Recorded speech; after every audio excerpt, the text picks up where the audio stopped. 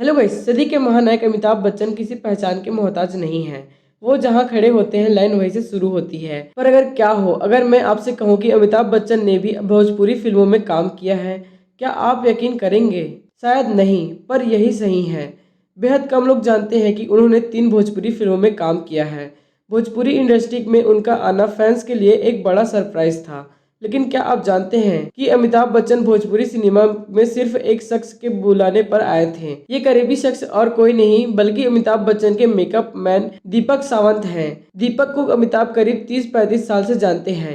यही कारण है कि जब उन्होंने फिल्म के लिए एक्टर को अप्रोच किया तो वो मना नहीं कर पाए। इसके बाद दीपक ने अपनी 3 भोजपुरी फिल्म गंगा गंगोत्री और गंगा देवी में अमिताभ बच्चन को कास्ट किया था। खास बात यह है कि इनमें से एक फिल्म में जया बच्चन भी बतौर को एक्ट्रेस उनके साथ रही थी और अमिताभ बच्चन की फैन फॉलोइंग ने इन फिल्मों की जमकर कमाई कराई। चलिए आइए जानते हैं कि आखिर वो फिल्में कौन सी थी।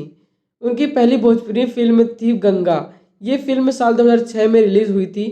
इसमें अमिताभ बच्चन जी का किरदार ठाकुर विजय सिंह का था।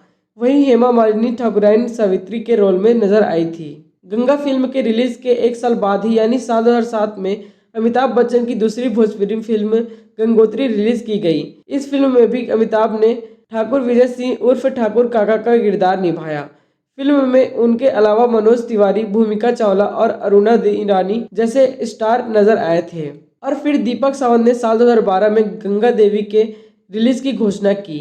ये अमिताभ बच्चन की आखिरी भोजपुरी फिल्म थी, लेकिन ये फिल्म यादगार रही क्योंकि इनमें जया बच्चन भी उनका साथ देती नजर आई। जया ने फिल्म में अमिताभ बच्चन की पत्नी का किरदार निभाया था। इसके अलावा भोजपुरी सुपरस्टार निरहुआ को भी पहली बार बिग बी के साथ स्क्रीन शेयर करने का मौका मिला था और निरहुआ इनमें अमिताभ बच्चन के बेटे का रोल प्ले कर रहे थे। इसी के साथ मिलते हैं अगली वीडियो में।